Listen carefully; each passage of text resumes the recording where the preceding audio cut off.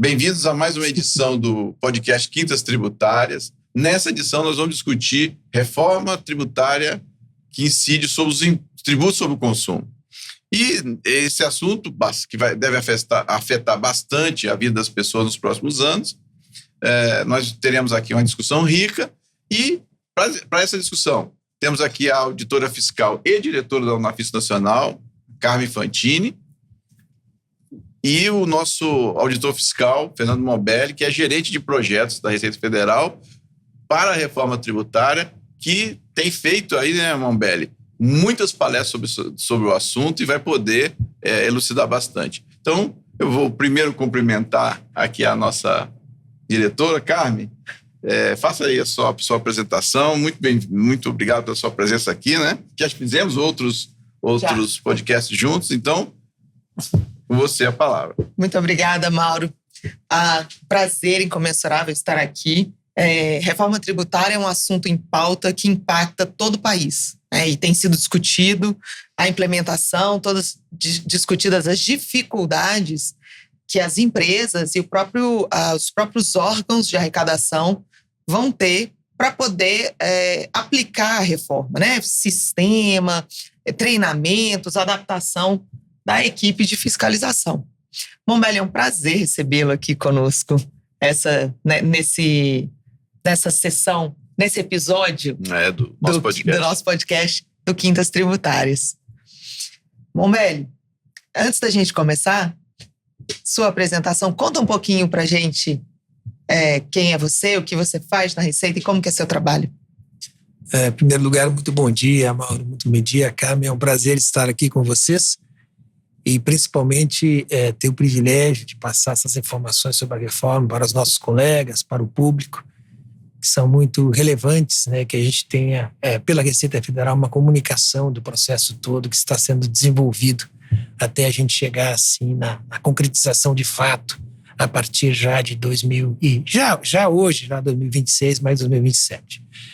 Meu trabalho com a reforma tributária já vinha desde antes, quando eu fui Coordenador-Geral da Tributação, até 2021, e depois 2022 como Subsecretário de Tributação e Contencioso. Nós já trabalhávamos com os projetos de proposta de emenda constitucional a 45 e a 110. Tinha uma equipe da Receita que estava em constante diálogo, né, com os parlamentares nesse sentido. E essas duas propostas de emenda constitucional foram, de certa forma, apresentadas e aglutinadas, e delas surgiu a emenda constitucional 132. A partir de janeiro de 2023, eu fui incumbido, então, e assumi a diretoria de programa, hoje gerência de projeto, para acompanhamento da reforma tributária. Então, da parte normativa, eu e o Rony Peterson passamos, então, a trabalhar, e na parte operacional, mais tarde, se juntou o Marcos Flores, né, da parte de sistemas, né, e toda uma equipe, né. Acompanhamos desde o início a reforma, acompanhamos a emenda constitucional 132, sob coordenação da Secretaria Extraordinária de Reforma Tributária, né. Foi uma secretaria criada especificamente para tratar exclusivamente da reforma tributária. Inclusive, o seu termo extraordinário já foi cumprido, porque ela foi extinta ano passado, depois de cumpridos os seus objetivos, né. Foi um papel muito importante desenvolvido por essa equipe, que redundou, então, subsídios técnicos para que se pudesse, então, elaborar e promulgar a emenda constitucional de 132 em dezembro de 2023. Ou seja, a emenda constitucional foi o divisor de águas.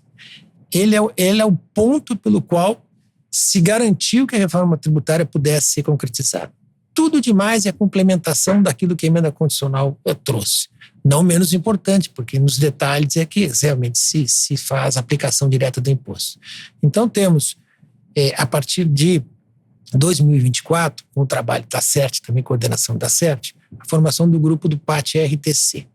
Foram cerca de 300 profissionais oriundos de estados, municípios e da União, do qual eu e o Rony fizemos parte, mas um grupo enorme de pessoas da Receita Federal, e também representantes das procuradorias federal, estadual e municipal, que participaram, então, foram 19 grupos de trabalho que participaram da elaboração de um projeto de lei complementar a ser encaminhado, 2 projetos, na verdade, que foram encaminhados ao Congresso Nacional. Porque a emenda constitucional disse que, expressamente, que é o Poder Executivo, em 180 dias, encaminharia 2 projetos de lei. Um tratando das normas comuns da IBS e da CBS.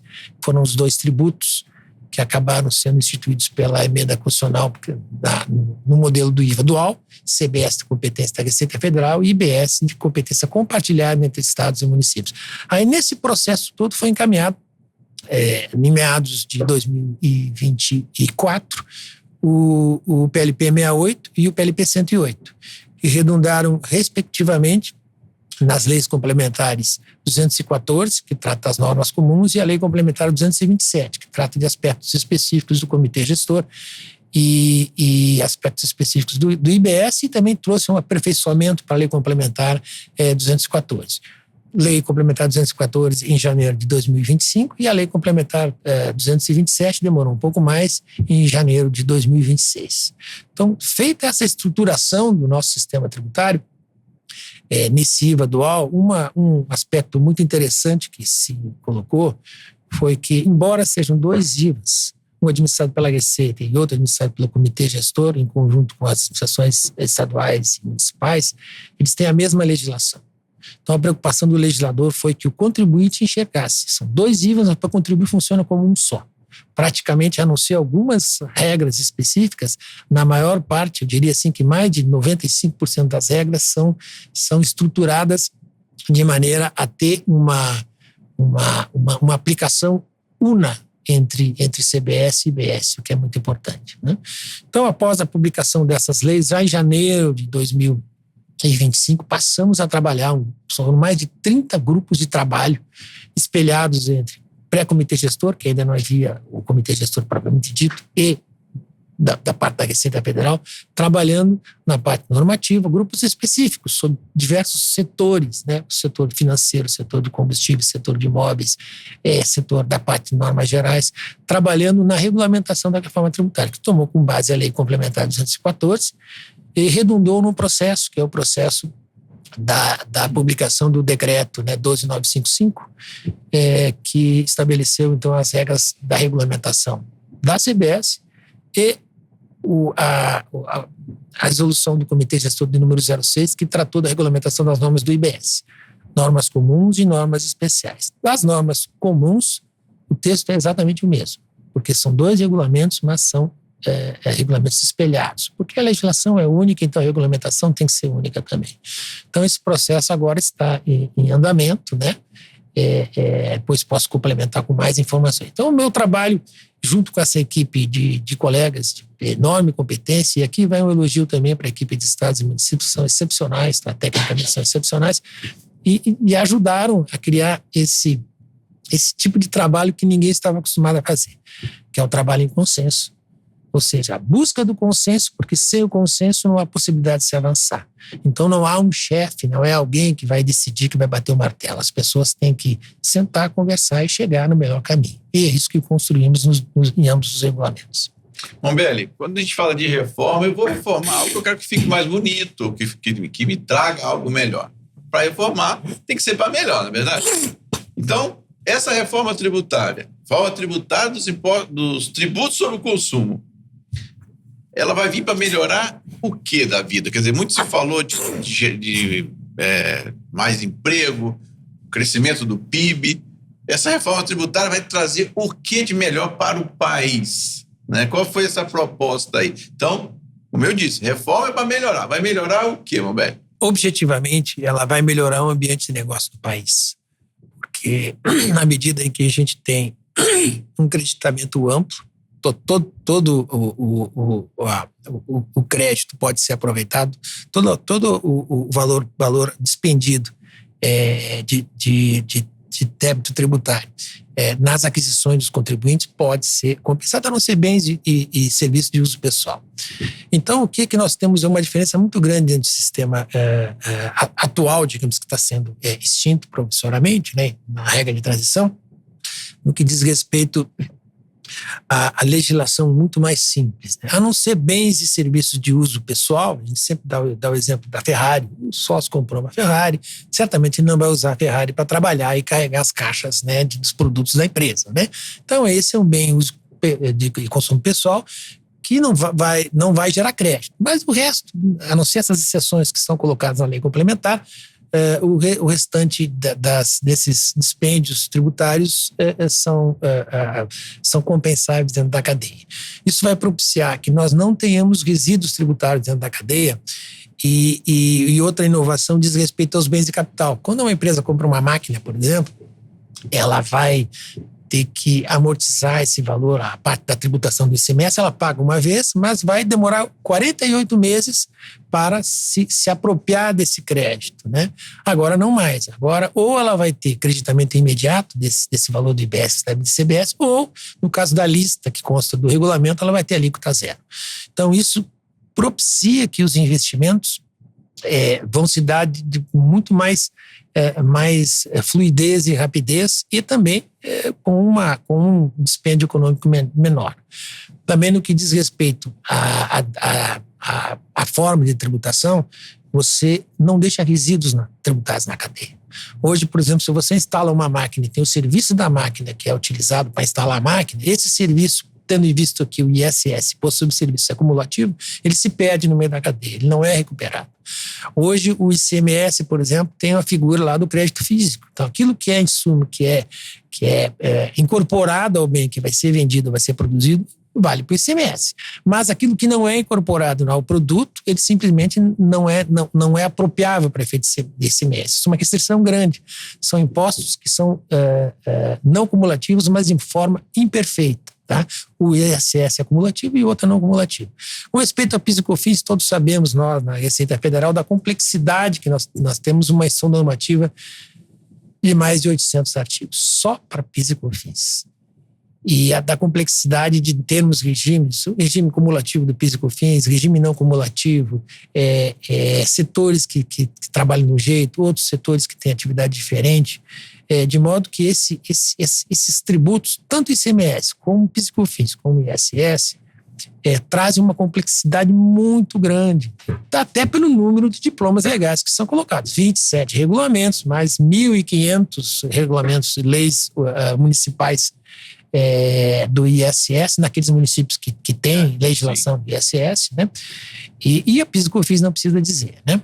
Então, a gente está abandonando esse sistema que é caótico, que causa subjetividade, que causa segurança jurídica, por um outro sistema que é muito mais simples.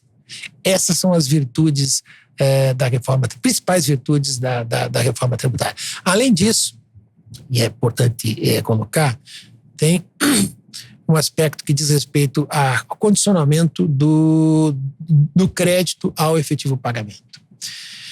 Isso representa, para as missões tributárias, uma segurança jurídica de que nós vamos praticamente eliminar o problema das noteiras, né? Aquelas que emitem documento fiscal, o adquirente recebe o crédito, a noteira não paga o valor do tributo e o fisco fica a ver navios.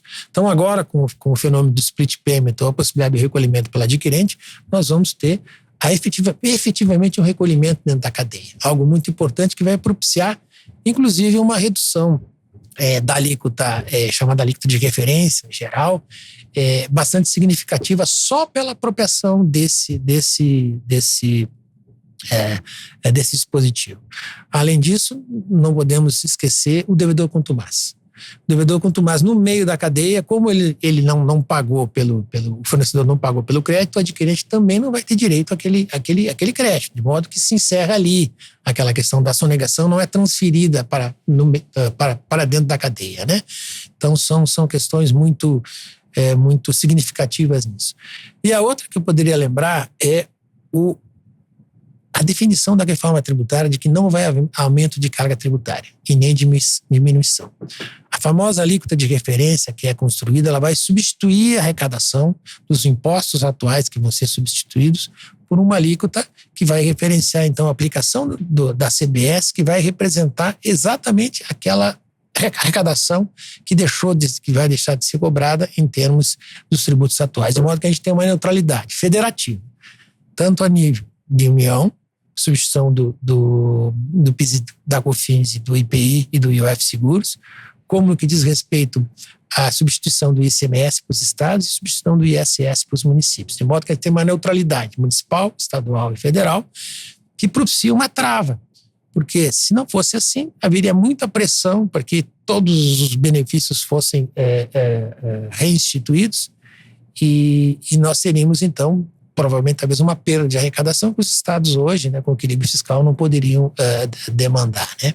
Então, seriam essas as questões principais que eu gostaria de enfatizar aqui. Deixa eu ver se eu entendi, Momberg, para tentar explicar um pouco melhor. Quer dizer, as empresas, o CMS, né, que existia, e o PIS/COFINS, eram tributos que deviam incidir só naquela etapa que a empresa é responsável. Se ela comprou uma mercadoria por 100 e vende por 150, ela deveria pagar o tributo só sobre 50, não é isso? Isso. Mas os mecanismos e a complexidade da legislação, né, às vezes não permitiam que isso acontecesse. Havia algumas limitações e ela acabava não pagando o tributo só sobre os 50. E aí vem, com essa reforma, nós vamos garantir que só o que ele adicionar no valor que ele comprar e mais tudo que ele trouxer para adicionar, não só a mercadoria, mas outros tipos de insumo, né, sobre isso ele não vai pagar, ele vai pagar sobre aquilo, o tal valor adicionado mesmo.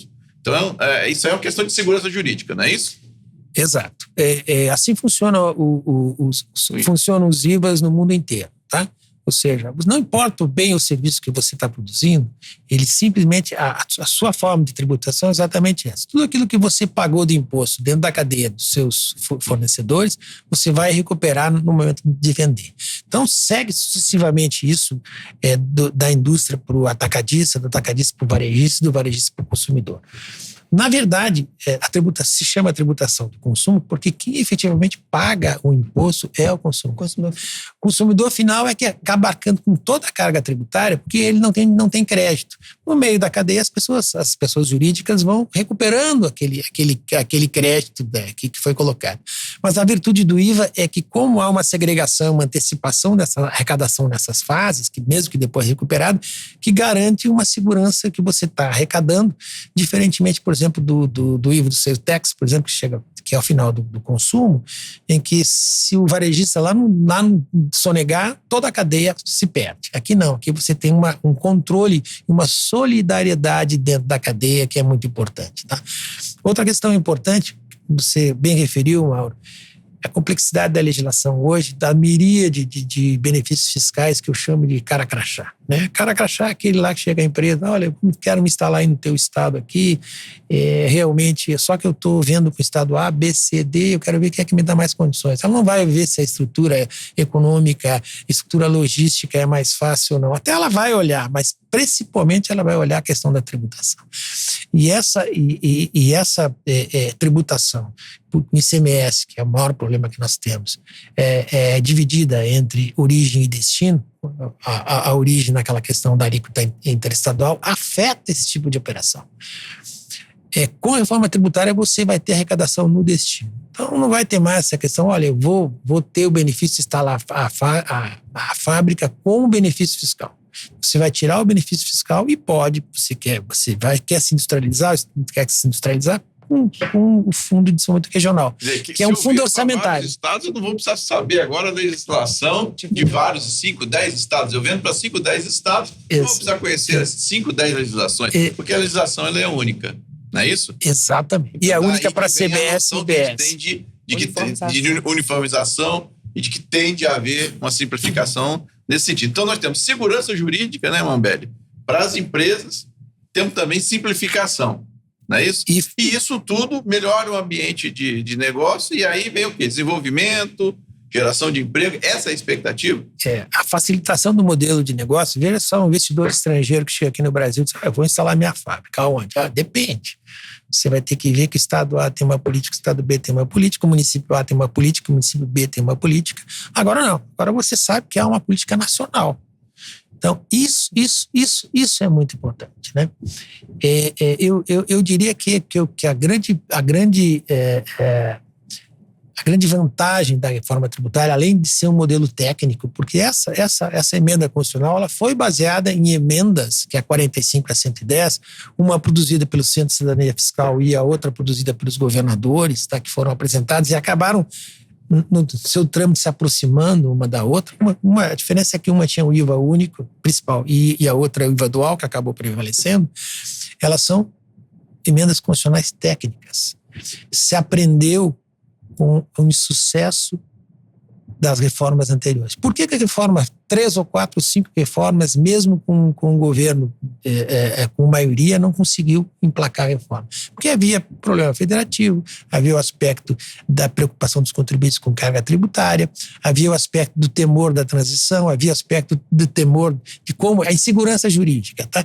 Isso tudo, com esse aprendizado e com o estabelecimento de 2 regras de transição, que é a regra de transição para os contribuintes de aplicação dos tributos, né, que ela é de 7 anos, e a regra de transição federativa, que é a transição do modo misto hoje, origem e destino, para o destino, em 50 anos prorrogados por mais 20 para os eventualmente estados perdedores, vai propiciar que haja um acomodamento entre essa distribuição de estados, que era um dos grandes problemas. Né? Outro grande problema é a questão dos benefícios fiscais e o tempo que eles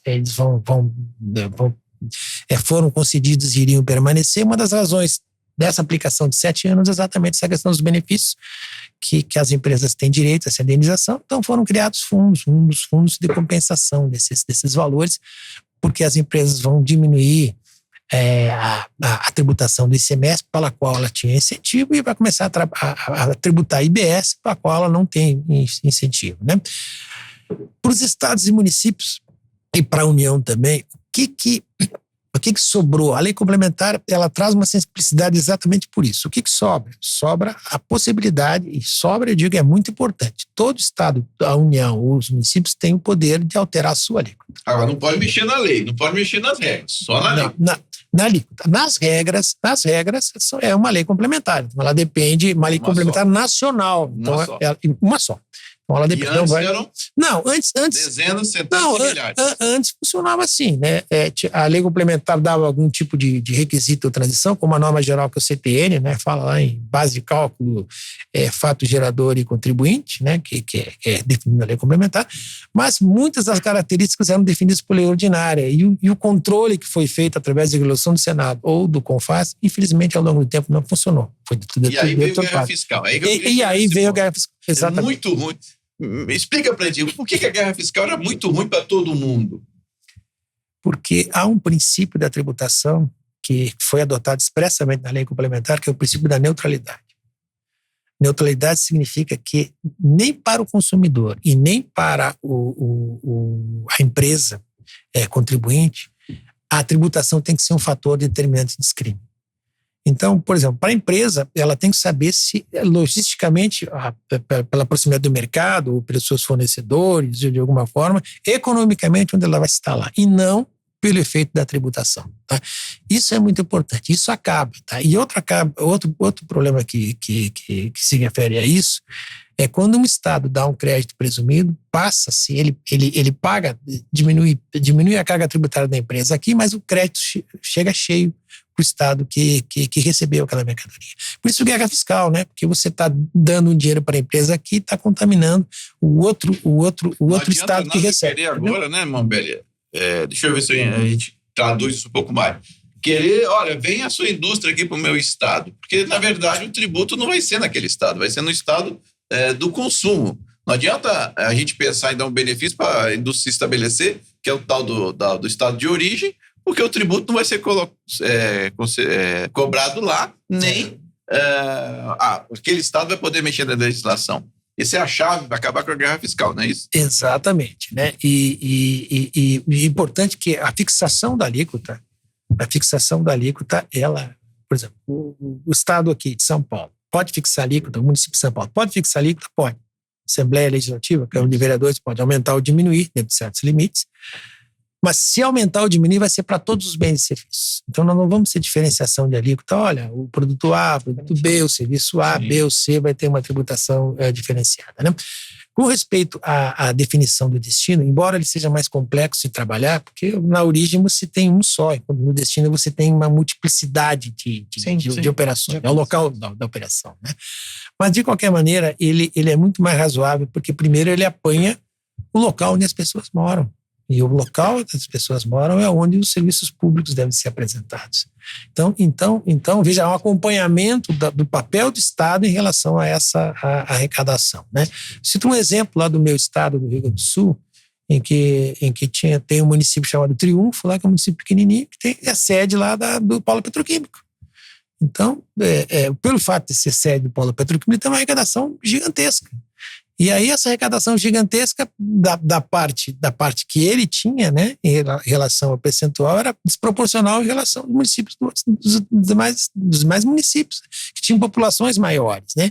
Então você cria essa disparidade que realmente, e assim aconteceu em miríade de municípios nesse sentido, né? Mas olha só, Mombelli, quando se começou a discussão da reforma, esse era um ponto que muitos estados e as cidades menores reclamavam. Porque quando você atrai a empresa para a sua localidade, tem geração de emprego e tal, e algumas localidades entendem que entendiam, né, que abrindo mão do benefício fiscal, as empresas não se instalariam ali. Porque são lugares longe, com poucos recursos, a logística é difícil. Muitas vezes a empresa ela se instalava numa cidade porque ela recebia um benefício fiscal, mas ela tinha que pagar uma logística cara para trazer para os maiores centros. Eu me lembro que essa era uma discussão e eles tinham fortes argumentos. Como é que vocês conseguiram vencer esse desafio da necessidade da equalização? Porque a gente sabe que alguns estados são mais ricos do que outros, né? E os outros, eles precisam de arrecadação de toda forma, porque a administração, você não vai ter escola pública, você não vai ter estrada, você não vai ter saneamento, se não tiver arrecadação. Então, numa cidade muito pequena, onde a arrecadação é muito pequena, como é que a cidade vai crescer? E isso é um desafio para a cidade, mas eu acredito que, pensando enquanto reforma, vocês tiveram muitos outros desafios para vencer. Você pode me falar um pouquinho sobre esse ponto da divergência, da necessidade de apoiar locais pequenos? E quais outros desafios vocês enfrentaram? Sim, tecnicamente, o subsídio determinado tributário, ele causa essas distorções que eu havia colocado antes, né? E ele pode ser substituído, e a doutrina mundial diz isso, por um subsídio orçamentário. Ou seja, se você quer atrair uma empresa, você investe com dinheiro do Fundo Regional, Desenvolvimento Regional, que a União vai bancar.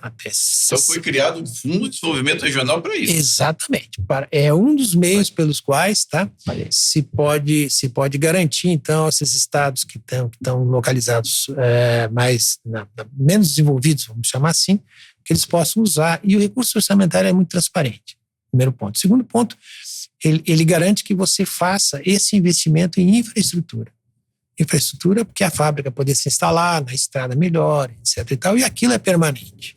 E aí a empresa, no momento em que ela se instalar em virtude dessas condições, ela vai gerar a mesma riqueza que ela teria tido antes, talvez até mais, dependendo do tipo de cliente ou de operação de destino que ela vai ter. Tá. Eu queria voltar só um pontinho. Quando você falou do devedor contumaz, você falou assim, porque se o devedor contumaz não fizer o recolhimento, quem vem depois, o adquirente, não vai ter direito ao crédito. É isso mesmo? Na reforma tributária é isso mesmo. Na reforma tributária. Mas aí, vamos lá, então, na reforma. Mas aí a Receita Federal autua essa empresa e consegue cobrar esse tributo. Ou seja, tributo que não foi pago, ele foi lançado. Lançado com multa, com juros e tudo. E aí? Quem adquiriu teria direito ao crédito nessa situação? Bom, essa é uma questão bastante interessante, né? Porque você num primeiro momento, não apropriou, você comprou da empresa, mas não houve o pagamento. A posteriori, aquele pagamento foi utilizado, tá? Se aconteceu aquele pagamento, eu entendo que sim, que há direito, a empresa que comprou não utilizou aquele crédito, há o direito, sim, dela descontar num período posterior, vai afetar um outro período. Isso vai ser bem excepcional, né, Mombelli? Excepcional. Excepcional por causa do split payment, né? Que a regra vai ser, na hora que pagar, eu pago a mercadoria e pago o tributo e eu, adquirente, pago os dois, e esse dinheiro, em vez de ir para o fornecedor, vai direto para os cofres públicos. Essa vai ser a regra. Isso, exatamente. Pelo menos o projeto é assim, né? Mas tem... Mas o devedor, quanto mais, ele não paga. Essa que é a questão. Então, mas aí o Mombelli pode olhar. Eu só não vai haver split payment se eu adquirente concordar. Por que eu vou concordar? Só vou concordar se você for do meu grupo econômico. Não é isso, Mombelli? Não sei se... O split payment é a regra e a exceção é se eu, adquirente, concordar que ele não aconteça, não é isso? O split payment, só para recortar o split payment, ele está sendo elaborado em conjunto com os setores todos, agentes de pagamento, setor financeiro, Febraban, Banco Central, etc. e tal, para construir o sistema, tá? A previsão é, no primeiro momento, ele entrar gradualmente, ser opcional no primeiro momento. Há 2 meios. Um que é o pagamento pelo adquirente e o outro é o split payment. Tá? São os 2 meios. A possibilidade de se fazer um ou outro está prevista já. Tá? Então, quando houver necessidade de pagamento de 2027, o direito à apropriação do crédito ele já é condicionado ao efetivo pagamento. Tá? Agora, tem um aspecto que eu queria voltar atrás na pergunta da Carmen, que é a solidariedade da cadeia. Tá? Por quê? Porque há 2 vedações a você dar ressarcimento. Tá? Se você já usou aquele crédito, se você usou aquele crédito, não vai poder usar 2 vezes. E na venda a consumidor final, se você incorporou aquilo ao preço e pagou, você tem que ter autorização de quem pagou, do contribuinte de fato, porque é ele que arcou com aquele prejuízo, para que você possa fazer a restituição em caso do pagamento indevido a maior. Tá?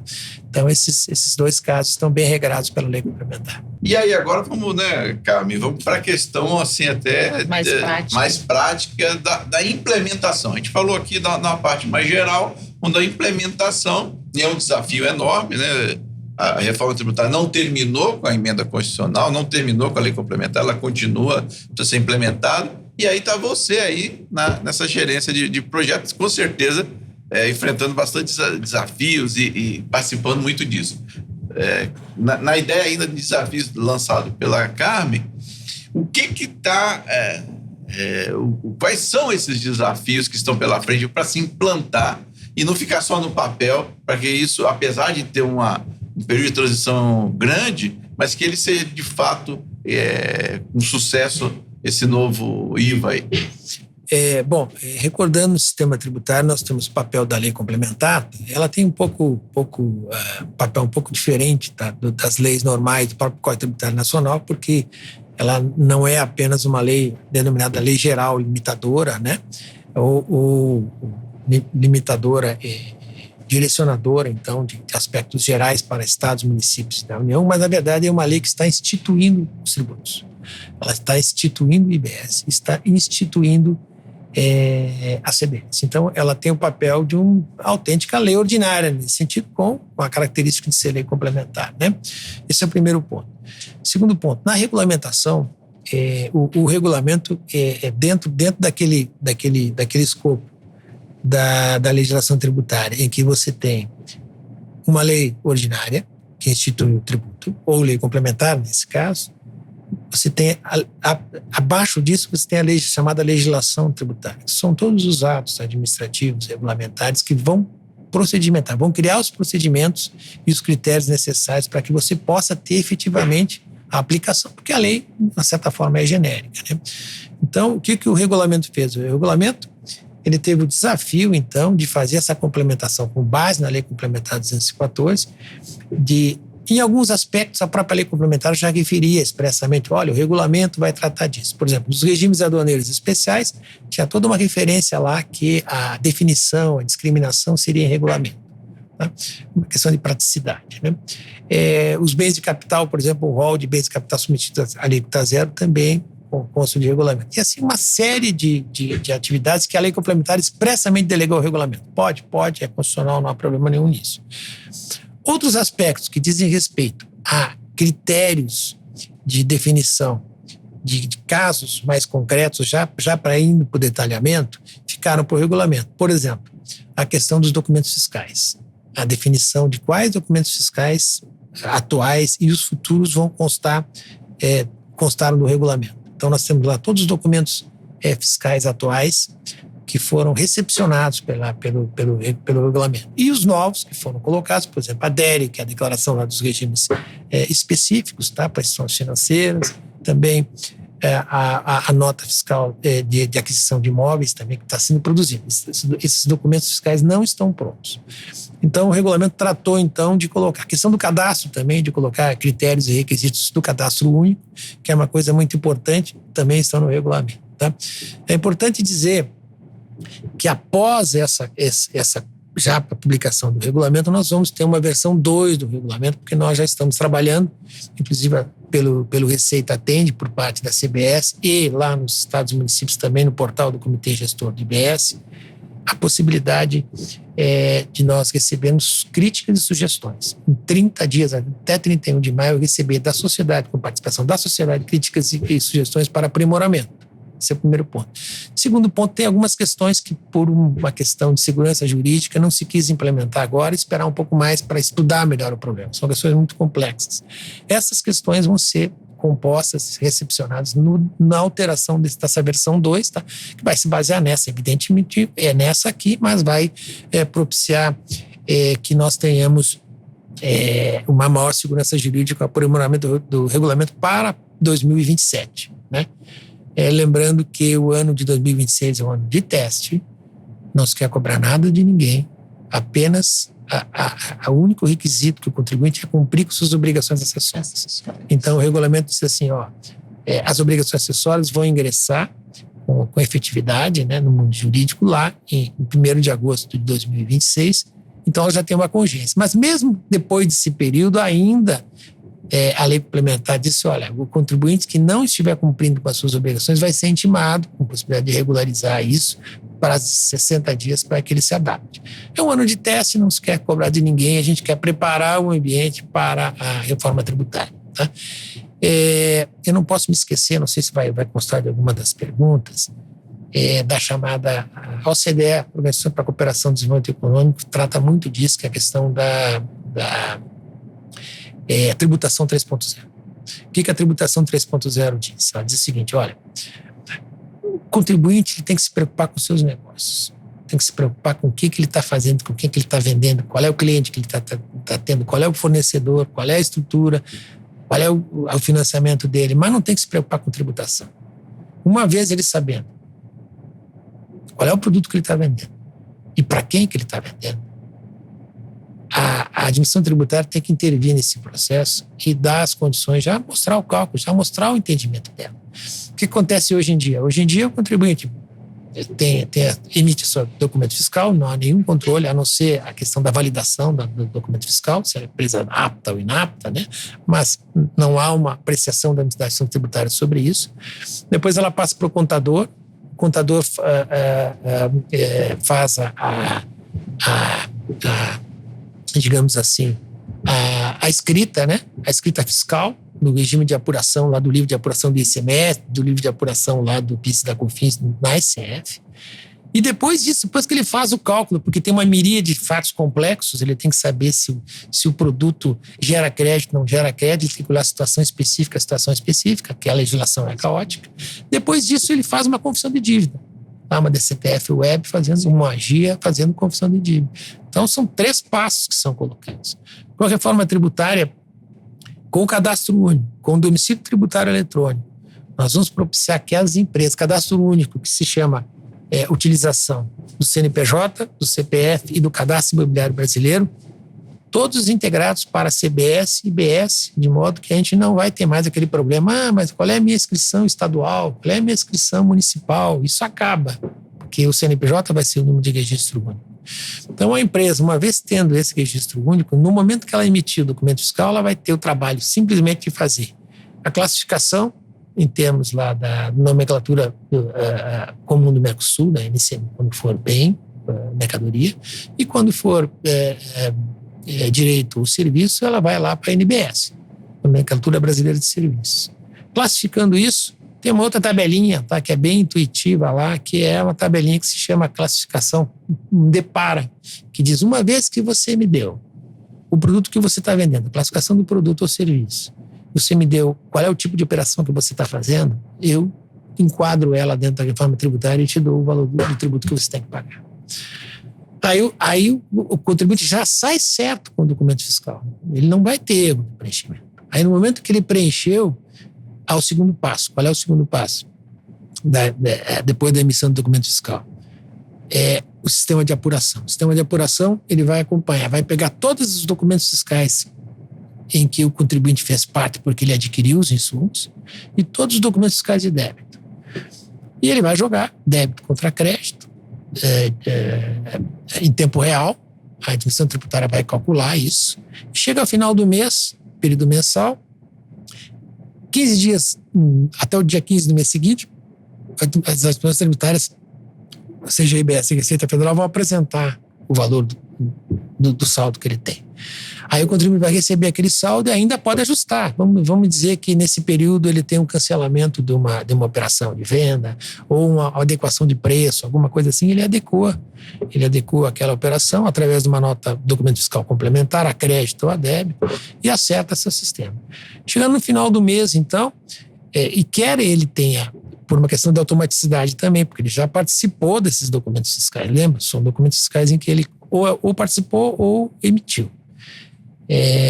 Com caráter de confissão de dívida, ao final do mês, aquele saldo, ele vai ter débito ou crédito. Se ele tiver crédito, ele vai ter ressarcimento, pode compensar nos meses posteriores, já, ou ele pode pedir o ressarcimento, se for um exportador que tiver muito crédito, em 30 ou 60 dias ele receber esse valor.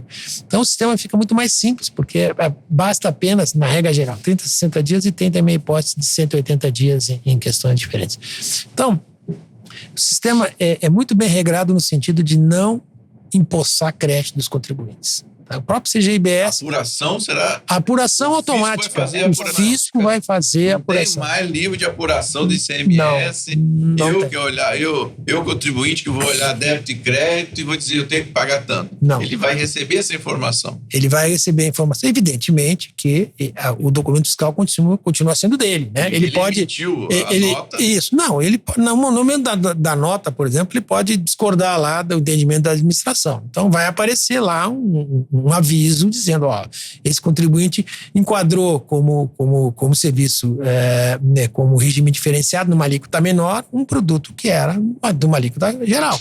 Então ele vai ficar como se fosse numa malha lá, para eventualmente haver alguma discussão posterior. Tá? Mas a regra normal é o seguinte: fez, a administração disse quanto... E a administração, que é importante, que a administração está dizendo o que ela pensa. Então, se por acaso ela errar, e pode ser que ela erre, ela já disse para o contribuinte. Então, aquelas operações, né? Isso aplica eventualmente o artigo 100, mas nessa do CTN, mas nessas operações já há a garantia, a segurança jurídica que a administração tributária já se manifestou aquilo lá, que é muito importante. Hoje, o contribuinte vai lá, emite sua nota, o contador faz o seu trabalho, encaminha, daqui a 4, 5 anos a fiscalização pode ir lá desculpa, você errou, e multa de ofício, etc. e tal, tá? Mais então, o sistema ainda, muito maior. Muito maior.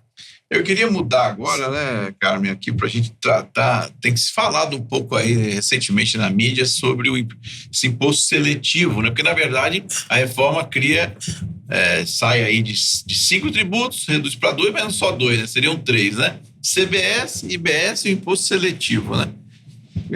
Esse imposto seletivo, que relevância ele tem? Ele tem relevância arrecadatória? Tem relevância de proteção da saúde? Qual é a relevância do imposto seletivo?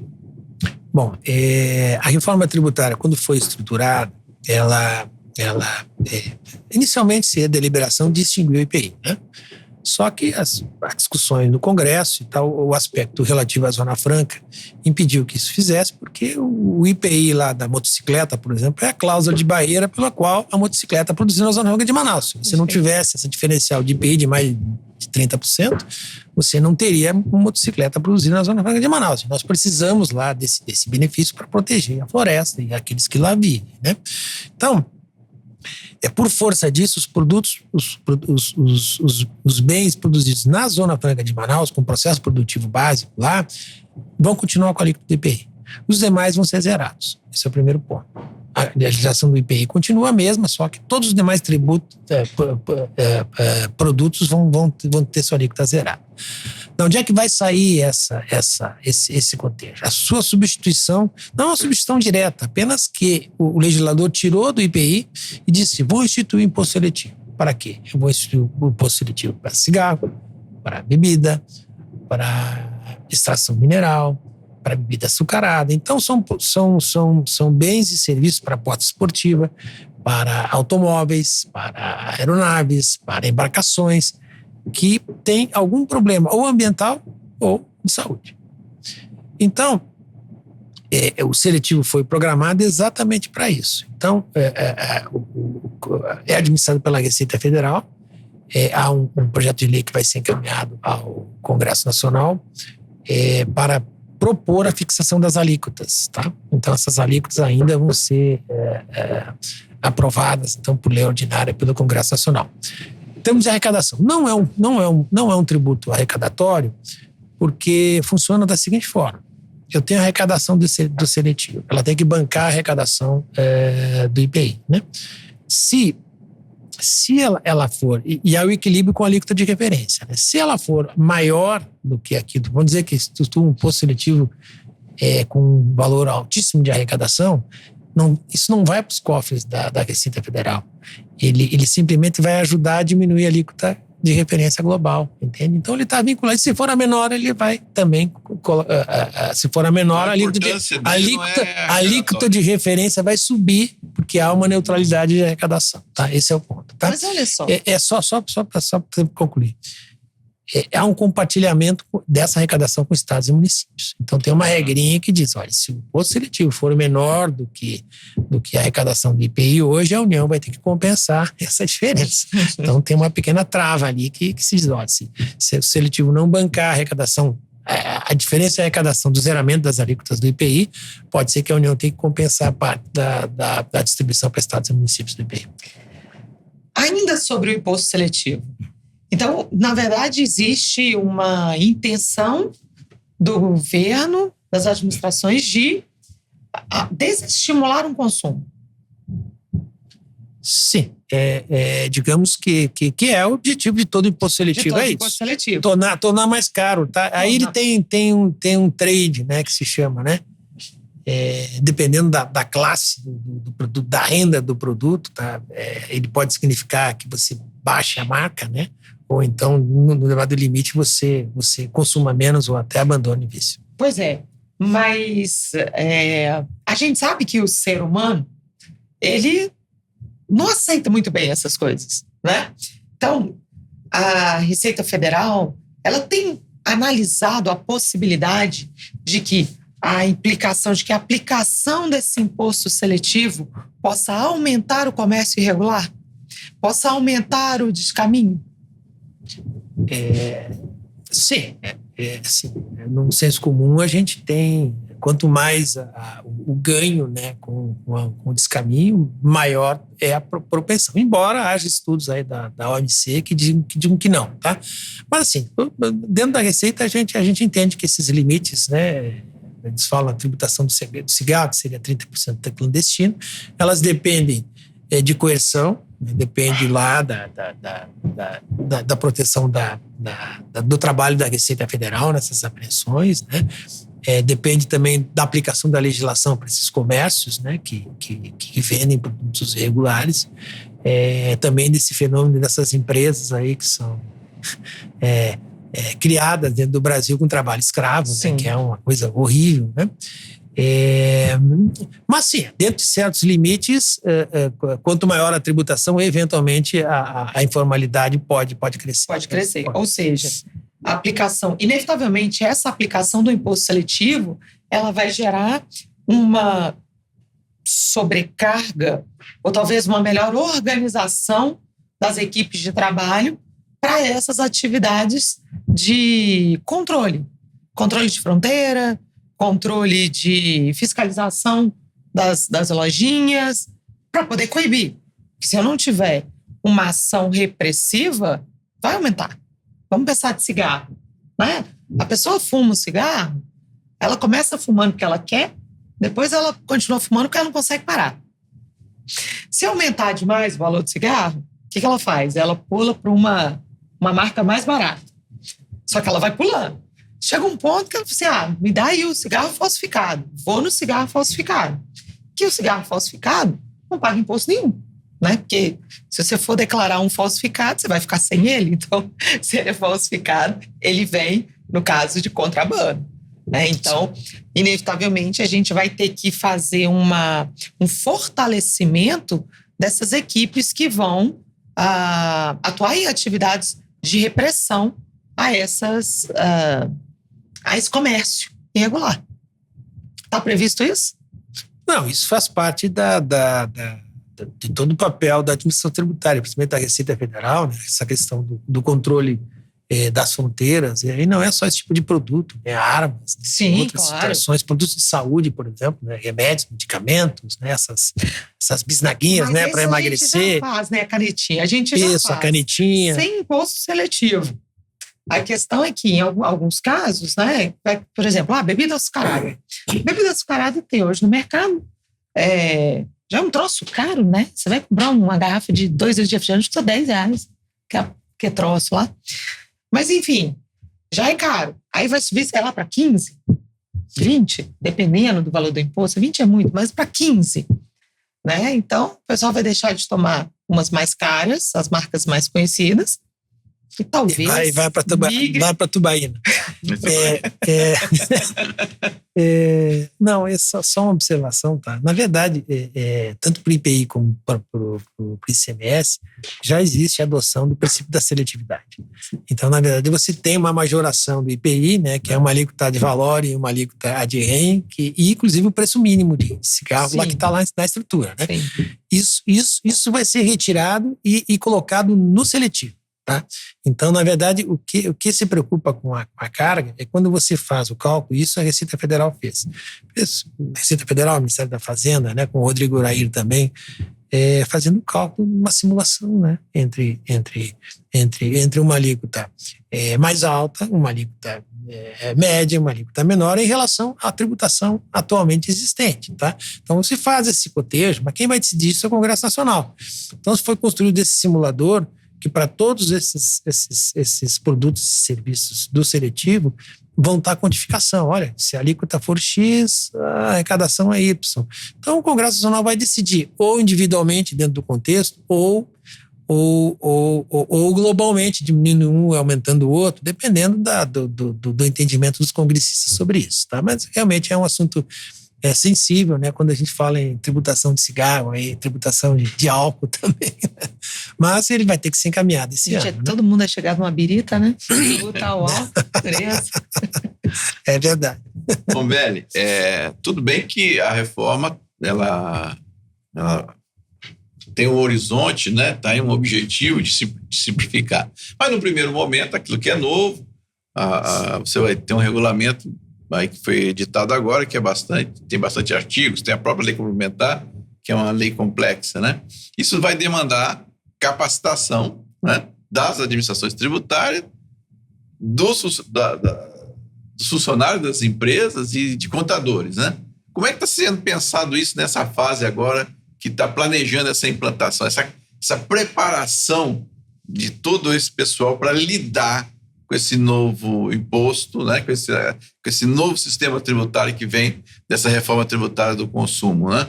Tudo bem que vai ser simples lá na frente, mas essa transição ela vai ter um ruído aí de aprendizado, de uma complexidade inicial. Como é que está sendo tratado? Desde o início da reforma, claro, com a publicação da lei complementar, já que concretizou isso na prática já, né, algumas características da lei, agora ainda mais com o regulamento, a Receita Federal se preocupou com a capacitação. Tá? Então, através lá do CEFOR, lá da COGEP, se fez um plano, tá? Esse plano está em andamento, tá? De se fazer cursos de especialização, fazer um mestrado, já tem uma orientação para fazer um mestrado, e fazer cursos, videoaulas individuais. Tá? Isso tudo está sendo gestado, tá? exatamente para a gente propiciar essa capacitação. Enquanto isso não vem, porque isso aqui vai vir agora, a partir já, provavelmente do segundo semestre agora, nós temos a iniciativa que foi realizada de a gente fazer um convênio com o Conselho Federal de Contabilidade, que a preocupação nossa, isso é preocupação endereçada pelo secretário. O secretário enfatizou, bateu nessa tecla, diz, olha, a gente precisa ter um treinamento dentro da casa e um treinamento para os operadores. O contador é o principal operador dentro da empresa. Tá? Então a ideia foi o seguinte, vamos fazer um curso do CFC, preparar esse curso. O pessoal nisso reclamou tanta coisa para fazer, regulamentação, não sei o quê, eu tenho que preparar aula, etc. Vamos nos sacrificar, vamos fazer. Então, foram 18 módulos da equipe técnica da Receita Federal em cada um dos módulos, através Já está em andamento. Então, já está em andamento. No primeiro módulo geral, eu e o Rony demos esse primeiro curso, foram praticamente 4 horas, 50 mil inscritos, foi um recorde. 50 mil inscritos, 90 mil acessos. Olha tá? isso. Assim, acesso àquele que sai, vai e volta, 27 mil constantes. Então, a gente teve um sucesso retumbante, um retorno maravilhoso. Mas aí essa é a primeira parte. A segunda parte é assim, como é que nós vamos concretizar isso em relação ao pessoal interno? Então, na terça-feira demos esse curso, na semana passada, e na quarta-feira tivemos apresentando para os colegas. Então, o requisito foi que eles assistissem o curso. E aí, no dia seguinte, eles fizessem, então, as considerações e perguntas específicas aprofundando a matéria para casa.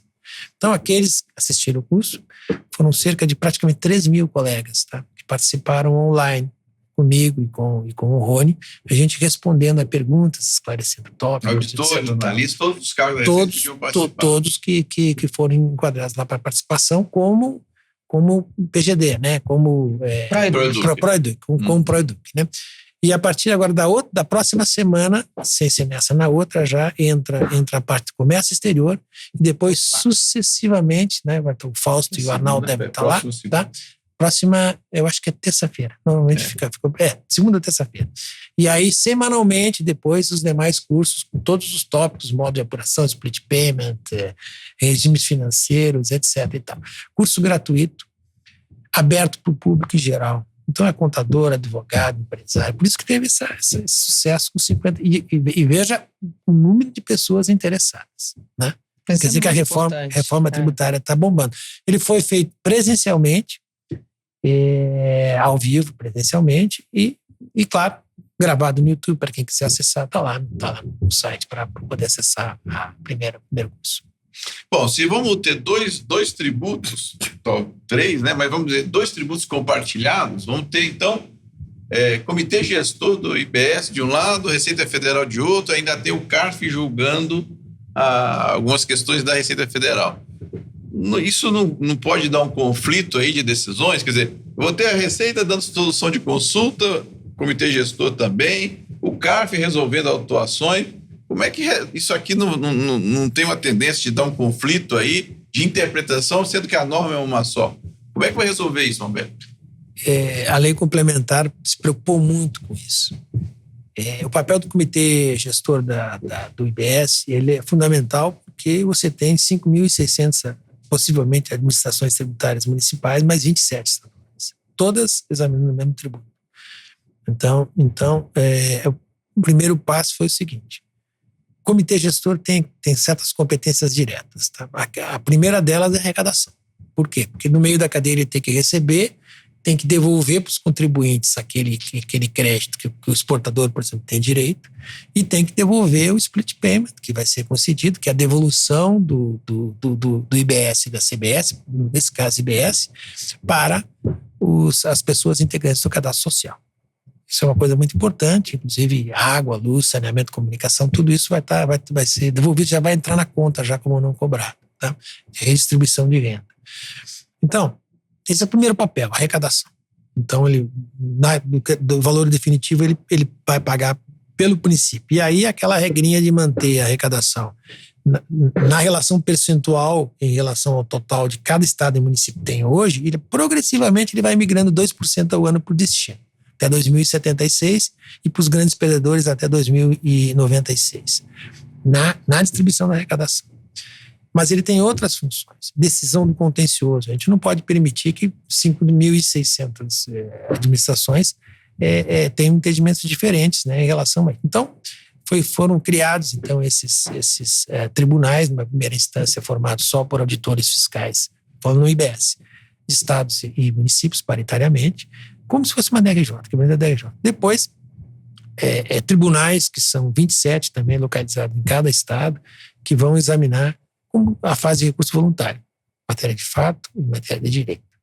Mas não para por aí, porque da CBS também tem o julgamento DRJ-CARF. Então, a CBS entrou aqui e a IBS entrou aqui, certo? Matéria de fato vai ser resolvida caso a caso, né?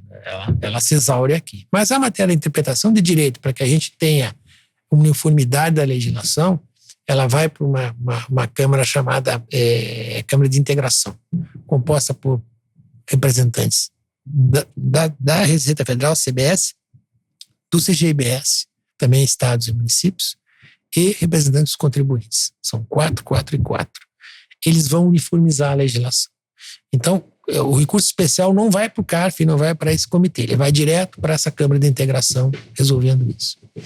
Consulta vai funcionar de seguinte maneira. Eu apresentei uma consulta para a CBS, vai lá para a COSIT vai examinar, vai dar a solução de consulta, vai colocar a solução de consulta num portal e o comitê gestor vai ter conhecimento daquela solução e vai ter 30 dias prorrogáveis por mais 30 para se manifestar, porque a decisão tem que ser conjunta, tá?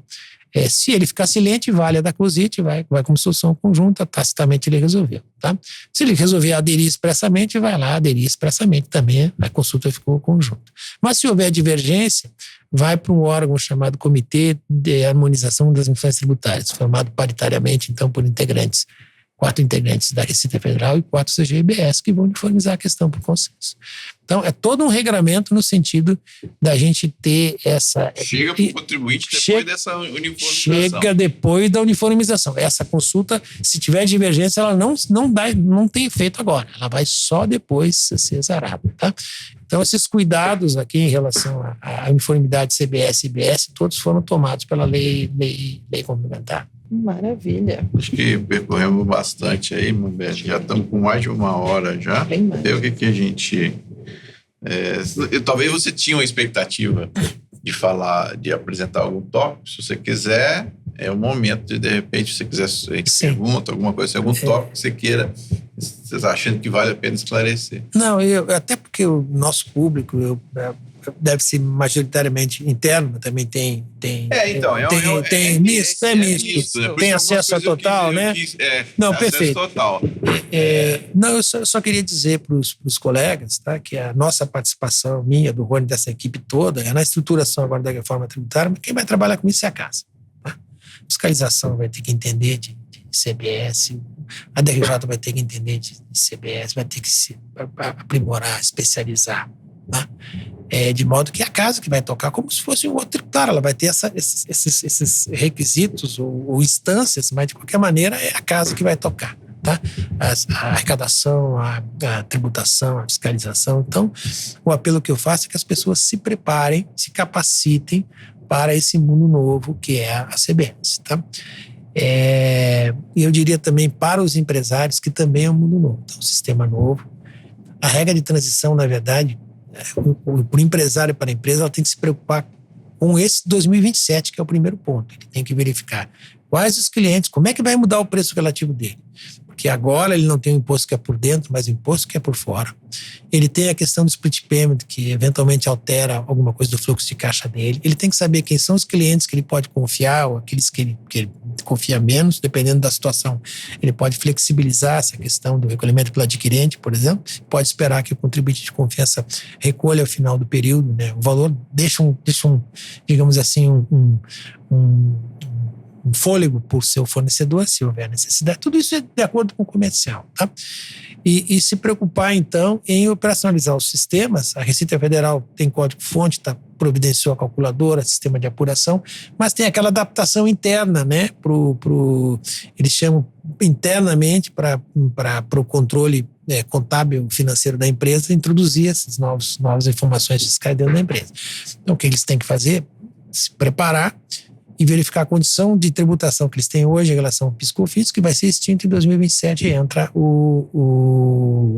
a CBS, né? E entra o seletivo. Mas seletivo são só poucos setores, né? E o IBS vai ser simbólico agora até 2028. 2029 ele começa a crescer 10% ao ano até 2032. 2033 entra diretamente. Um outro aspecto que eu queria ressaltar para vocês é a alíquota teto. A alíquota teto diz o seguinte: a alíquota de referência é aquela que vai ser fixada, que vai dar neutralidade. Ninguém sabe ainda quando é que ela vai estar. Supõe que seja 28, 28,5, mas na verdade é uma estimativa até, nesse momento. O cálculo está sendo feito pela Receita Federal, mas o cálculo mesmo é pelo TCU, o princípio da transparência. A Receita Federal tem feito reuniões com o TCU exatamente para propiciar todas as condições para que o TCU calcule e encaminhe para o Senado. E quem vai estipular essa alíquota de referência é o Senado.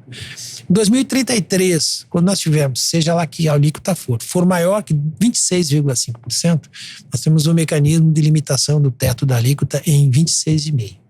Esse teto de 26,5% representa o quê?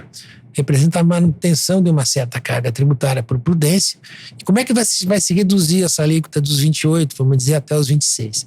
Vai se olhar, fazer uma avaliação quinquenal dos benefícios que foram concedidos e vai se avaliar, vai fazer um ranking, dizer, olha, o regime diferenciado X... alíquotas reduzidas, isso, tudo aquilo que foi concedido, menos a cesta básica e a Zona Franca de Manaus, vão diminuir de alguma forma o Poder Executivo tem que caminhar um projeto de lei... 28, 29, isso, vai ter um teto de reduz, 26,5.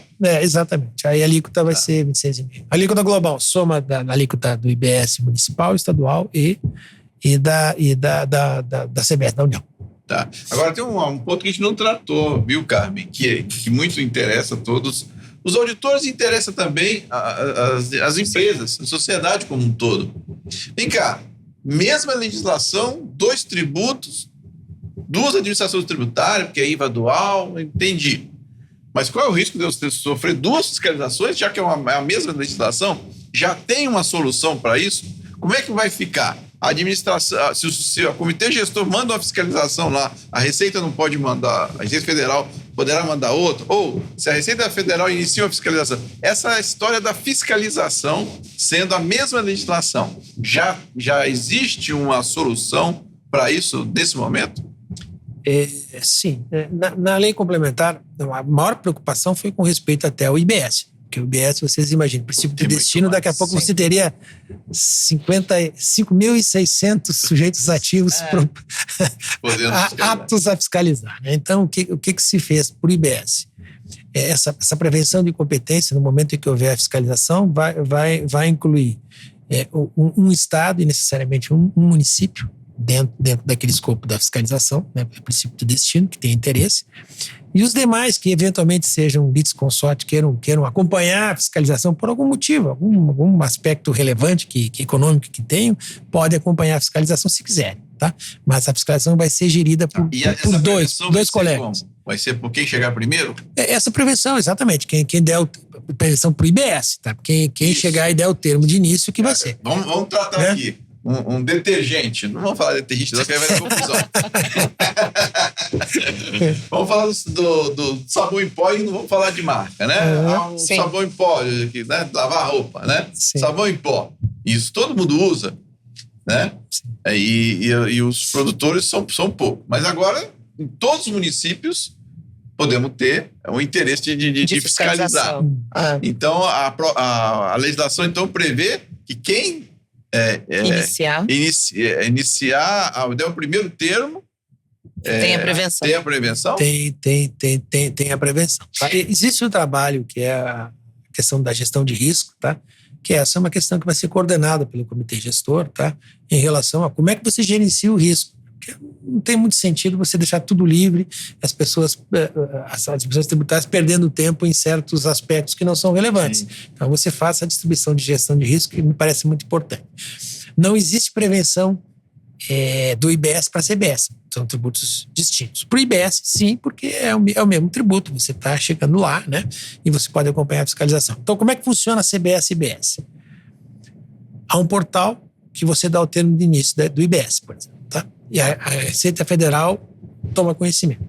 Ela é autônoma, ela pode ingressar lá e começar a fiscalização dela, que é outro tributo, ou ela pode aguardar o desfecho daquela fiscalização. No momento que ela aguardar o desfecho daquela fiscalização, no final, ela vai verificar que resultado teve, né, como é que foi, se foi encerrada, né, e aí ela pode atuar, se entender relevante, vai lá e atua e faz o seu lançamento, aproveitando todos os termos, depoimentos e informações dentro do processo. Compartilhamento.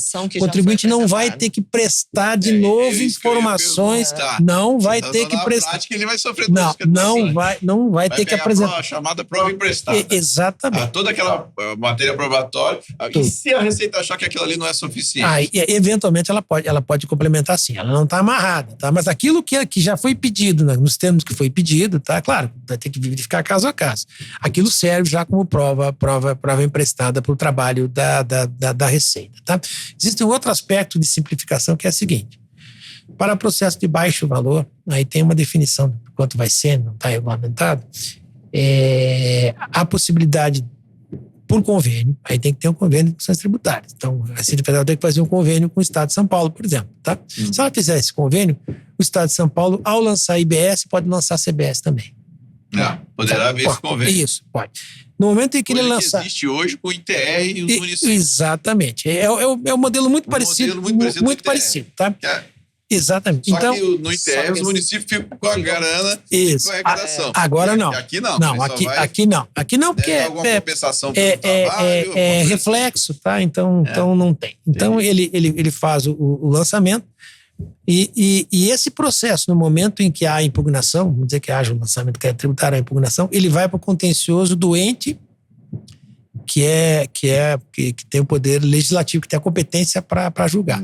Então, se for originário do IBS e tiver reflexo no CBS, vai para o órgão julgador da Receita Federal. Do CGIBS. Se a iniciativa for do IBS. Se o lançamento for do IBS, reflexo no CBS. Ao contrário, se o lançamento for da CBS com reflexo no IBS, vai para o DRJ e CARF, tá? De modo que a gente não tem essa cisão aí de exame. Vamos ver se vai funcionar. Eu acho que sim, eu acho que é uma desburocratização no sentido desses pequenos valores são processos de malha, né? Sim. Então, esse convênio é previsto para pequenos valores, não é para... Não, para pequenos valores. Pequenos valores. Tá hoje, pelo tamanho do contribuinte ou pela operação? Não. Processos lá de baixo valor, equivalente hoje na Receita, a gente tem aquele julgamento monocrático que é de 60 salários mínimos, tá? Isso. Então tem que se ver se vai funcionar esse ou alguma forma assim. Vai ser regulamentado. Exatamente isso, tá? Acho que tinha faltado isso nessa questão da fiscalização, é importante. Outra coisa também da fiscalização pro IBS, tá? O ente que... Porque para a União é nacional, né? Para o IBS tem a questão do destino, a arrecadação vai para o destino, certo? Mas a multa de ofício, se eu estiver lançando um destino, a arrecadação do município X vai para a admissão tributária que lançou. Por que isso? Porque é um incentivo para que você tenha uma máquina operando, porque senão fica o free ride lá. Eu não vou ter máquina nenhuma. Porque aí é aquela história, né? Se a prevenção para quem chega primeiro. Fiscalização. Se é para quem chega primeiro, mas isso eu tenho certeza que a regulamentação vai dar conta, porque se a prevenção é para quem chega primeiro. E aí, se eu sou a gestão tributária preventa e o resultado a multa é minha. A multa é minha, mas com certeza a regulamentação deve dar conta disso. Mas sim, esse aspecto da outra parte tem esse aspecto. O comitê gestor não tem competência de fiscalização. O comitê gestor não tem competência para fiscalizar e nem para cobrar. Então, a inscrição dívida ativa, etc. E tal, vai lá pro é uma câmara de compensação, de harmonização, mas ele não tem competência. Não. Nesses outros aspectos que ele não detém a competência, ele tem a competência de coordenar, através da instituição de fiscalização, tributação, tecnologia, etc. Tal, ele coordena. Grandes mudanças aí. Deu para vislumbrar, viu, Mombelli? Grandes mudanças e grandes desafios que vêm por aí, tanto para o lado da Receita, com você, sua equipe, né? Quanto para o lado do comitê gestor. Muita coisa ainda vai vir pela frente e esperamos que aquela simplicidade, geração de emprego, aumento do PIB prometido venha, porque a sociedade brasileira precisa disso. Com certeza. Nós precisamos disso, né? Então a ideia é fazer dar certo, né? Claro que os desafios serão grandes, mas tenho certeza que vocês estarão lá atentos, né? Para fazer isso acontecer. Um ponto importante é essa padronização. São mais de 170 países que usam o IVA. Tá? Um modelo um pouquinho diferente, IVA dual, IVA único. O nosso é um único no mundo que é compartilhado em 3 esferas. Esse é um fator de complexidade, efetivamente. Como o senhor está olhando a fiscalização, já está vendo, né? Que é um fator realmente complexo, que vai ter que se trabalhar, tá? Mas é importante assim, a nossa relação com o mundo. Porque hoje você tem um sistema, a própria CDE diz que nosso sistema de tributação do consumo é um dos piores do mundo, é caótico. Sim. Então, quando o empresário ele sabe lidar quando tem um regime análogo que é parecido. Então, ele se sente mais seguro em investir. Isso é uma coisa importante. E o próprio empresário aqui brasileiro, né? Que é essa grande referência de curiosidade. Quando você tem muita subjetividade e casuísmo dentro lá, o crédito X dá ou não dá, tem um que sempre vai querer ter gestão de risco e botar o crédito, botar em quase tudo. Tipo, ou não vou me pegar, ou eu sou kamikaze mesmo, vou fazer o risco. Só que esse que está tomando o risco, ou eventualmente está adotando algum comportamento que não é devido, ele concorre com o outro que tem o contador que diga, segue a IN e tal, segue isso, segue aquilo. Então, essa pouca clareza da legislação causa complexidade e causa problema de concorrência. Na medida em que você vai ter uma legislação que é única, muito mais clara, muito mais objetiva, você vai ter uma facilitação do modelo de negócio internamente mesmo, porque você não vai estar concorrendo com alguém que compra de noteira, por exemplo. Não. Split payment vai estar na mesma condição de você. Você vai se preocupar com a sua eficiência. Muito bom. Bom, eu acredito que percorremos aí bastante. Se a gente ficar aqui, a gente fica a tarde toda, mas porque o assunto é que não acaba, né? Mas, Mambelli, eu acho que podemos então caminhar para o final, aí passar para você fazer suas considerações finais, depois para a Carmen também fazer as considerações finais, para que a gente então encerre bem aí esse assunto, esse nosso podcast. Eu queria dizer que a gente está percorrendo praticamente o país. Estive em Manaus, estive no Rio Grande do Sul, Minas, etc. e tal, exatamente com esse papel que eu, Rony, Marcos Flores e outros colegas têm de compartilhar informações, né? Compartilhar informações, esclarecer.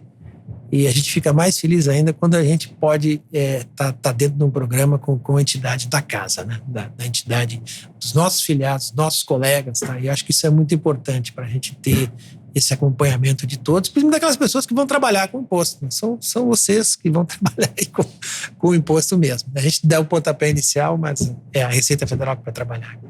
Muito bem. Carmen. Bom, na verdade, a reforma tributária está só começando, né? A gente vai ter um período de transição muito grande e é claro que durante esse período de transição vão aparecer aí situações que não estavam previstas, porque é normal, né? A gente não consegue prever tudo isso. Então, olha, como a gente tem uma equipe muito grande na Receita Federal e muito bem dedicada, né? Nós esperamos que as coisas possam se acertar e eu tenho certeza que vai ter discussão com a sociedade sobre como lidar com esses pontos não previstos, né? Porque a reforma, ela é gigante e vai impactar todo o país, desde o pequenininho, né? Não só o trabalho dos auditores, nem a vida das empresas, vai impactar a vida do consumidor, de todos eles. E é isso, o Nafisco Nacional está aqui para poder trazer informação. Vamos continuar. Esse assunto não sai de pauta. Não sai de pauta. Vamos continuar, Mambelli. Agradecendo aí a sua disposição de estar aqui conosco no podcast agora. E daqui a pouco, numa tarde toda, discutindo o assunto, junto com outros colegas seus que também se dispuseram a participar. Então, agradeço muito a sua disposição de estar aqui conosco. Eu só lembrei agora, tá? Quando vocês falaram em participação, tá? Do Encontro Nacional dos Administradores Tributários, tá? Do ENAT, que vai ser em Recife. Vai ser em junho agora. Se não me engano, 15 a 17. 15 a 17 de junho. 15 a 17 de junho do ENAT, tá? É uma participação online, né? Do pessoal. E o tema é só reforma tributária. Com participantes dos estados, municípios e da Receita Federal. Como foi o do ano passado, vai se repetir assim. É o assunto no momento. Você segue também na questão do ENAT aí, em junho, na 15. Isso, e Recife. em Recife, né? O local é legal, né? Recife. Bom, então é isso da minha parte. Então, agradecer a sua presença, agradecer a Carmen que veio aqui, nossa diretora, auditora fiscal Carmen, que veio aqui compartilhar com a gente esse espaço de novo e nos ajudando bastante aqui. E esperamos que aqueles que nos assistiram continuem nos assistindo no nosso podcast. Hoje à tarde temos o nosso Quintas Tributárias a tarde toda, né, Mombelli? Vamos continuar. E para vocês, continuem acompanhando os nossos podcasts. Muito obrigado. Muito obrigada. Muito obrigada a todos. Obrigada, Mombelli. Muito obrigado a todos.